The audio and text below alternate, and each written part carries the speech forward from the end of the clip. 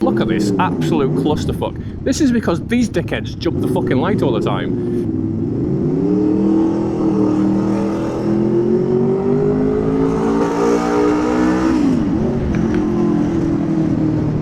Felt a little bit like my back wheel skidded. Ooh, can I get through that? Can I get through it? Ah, it's gone green now, fuck's sake. It's gone green now. Answer was yes, by the way. Do you know what? I should probably grow up. Maybe, is that something that should happen? Maturity, 2025, new year, new me. I'll stop making jokes about toilets and jizz. There's not enough of it. There's not enough of that kind of humour these days. What happened to Bottom? Oh, I mean, obviously apart from one of them being dead. Oh, that's a bit harsh. That's a bit harsh way to put that. That was a fucking legendary show, that was. That show was like part of my childhood. I mean, watching it now, it's a little juvenile. I have to admit, it's a little bit like over the top. It's still enjoyable. And at the time when I was a kid, Jesus Christ, that was high art. High art. Swear words. I mean, this is back in the time of like smut comic. Was it Smut and Viz? I mean, one guy was not wearing a helmet. I'm not playing those games. Play silly games, win some sort of a prize. What is going on? Is it because... Why is it so fucking busy though? I might have to do a cheeky little fucking darts, because this is taking the piss. Go round the fucking corner, dickhead! Fuck my life. Oh, god damn it! Why can't people just fucking drive? They have to be like, no, must let someone go past in this way and fucking shopping, and you cocksuckers, all of you cocksuckers! See, this is to be the perfect opportunity for me to use all of that sexy audio recording separately. Dominance to cover up my juvenile and infantile mood. I mean, I said 2025. It's still technically not the new year, new me yet. I can be as petty as I like. Yeah, kiss my ass. Do people doing their panic Christmas shop? Is that why it's so fucking busy? I mean, it's not 9:20 because, you know, I haven't fixed my clock yet. What are people doing on this day? You're just going slow and getting in my way. Don't fucking do it. You little creepy son of a bitch. I hate creepers. I hate them. Hate them all. I mean, I know creeping forward slowly shows intent. You stay the fuck put, mate. What are you fucking indicators on? Give us a clue. Let us know something. I don't like this car. It's a Renault. And it's doing that thing I hate. Thing is, I'm doing fucking 30 miles an hour and I'm slowly creeping up on it. I hate that. Just fucking go 30, you absolute dickbag. Or do more. Do more.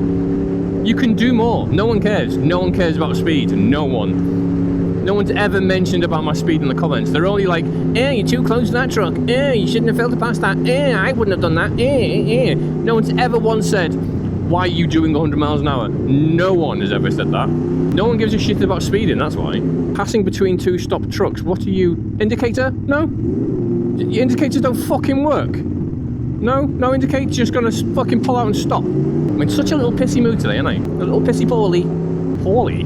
Is that like the manager's name from Rocky? Oh god, that's what we need to know. That's what we need to know. Need to smell. The smell of burning fire. Of wood.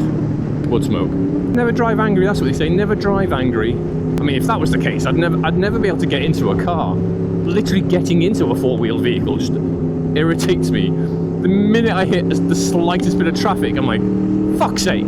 Trying my best to behave. Trying so hard to behave. Behaving's boring. Behaving is getting me toggle bashed. Don't indicate, but will ride up the arse of the car in front. I mean, yes, the car in front is driving slow as fuck. Do you think she's concerned when I do it? It's not fun, is it? It's not fun.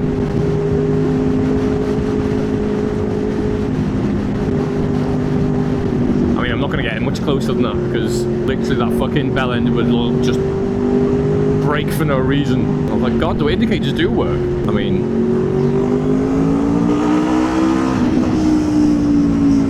I've only got one to go. I'm trying to get used to moving my body a little bit more on the bike.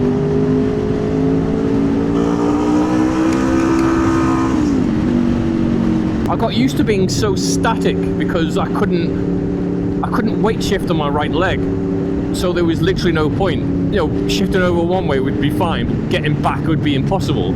I guess that basically what had happened is I get on the bike, I'd shove my right foot in place, and it wouldn't move until I got off the bike. Like I wouldn't press the brake, rear brake, nothing. As soon as it's in position, that's me done, regardless of the length of the journey.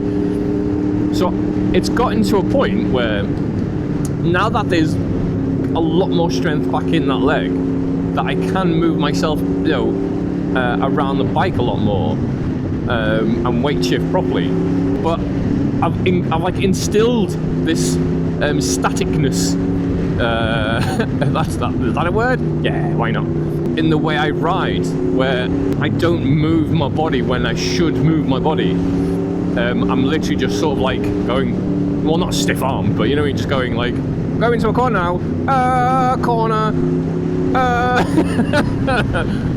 corner, instead of like, you know, maybe leaning off the bike a little bit more, like counterbalancing that way, counter steering that way.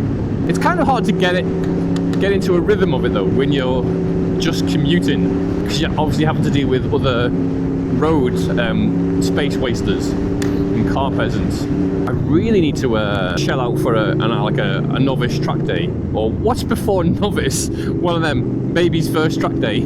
I get a little tricycle and pedal around, just like a safer environment, not even for like high speeds, just where I'm not worrying about like traffic lights and other cars and road use and ruts, where I can just slowly get into like the habit of being a little bit more mobile on the bike.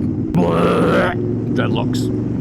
Being all creeping and staring at the kids as well. In my mind, there's a little bit like, I goes, well, if I bought a slower bike, I could practice more. I don't know how that relates. I just want more bikes. That's all I want. I want more bikes. And until Audible starts splashing the cash, then I'm shit out of luck, really. I mean, when it comes to entertaining you lot and finding out whether or not Zachary Atwood, aka Super Brother Man, defeats the Earth invaders, then yeah, you just have to take a back seat.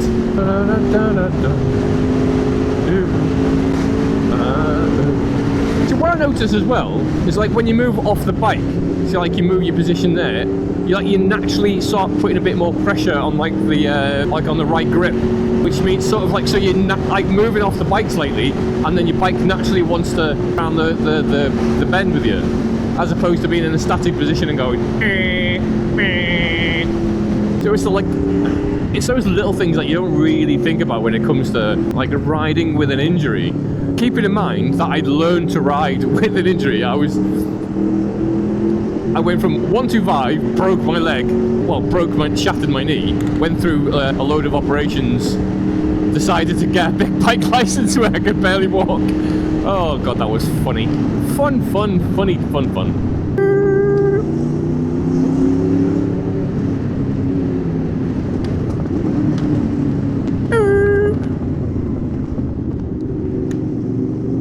What's wafting around my legs? Something's wafting me. Is it my... Oh, it's my straps. My back straps on my back.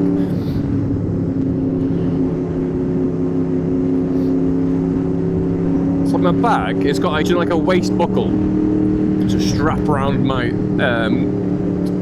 girth.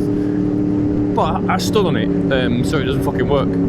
I should probably just cut it off, because all it does, it's just like a plastic buckle that flaps in the wind, and depending on how fast I'm going, starts slapping me on the ass like I'm a little pony and the bags of the jockey.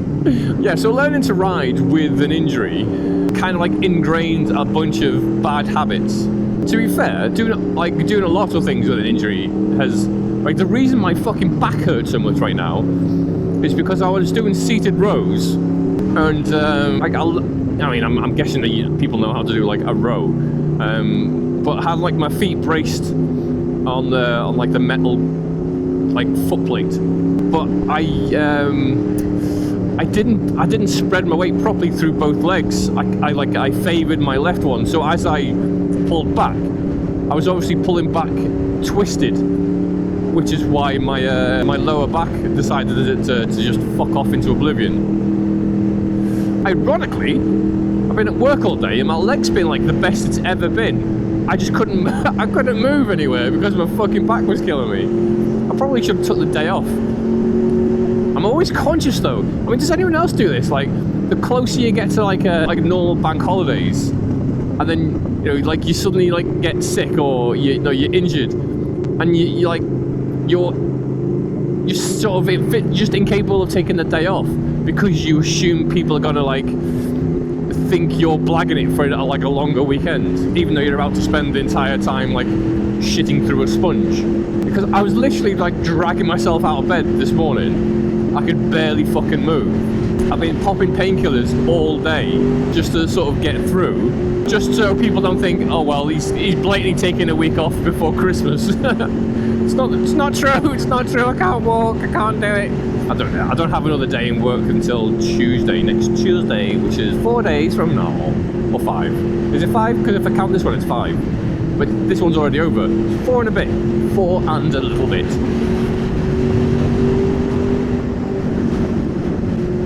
I say do I while I'm currently doing it. I say do I.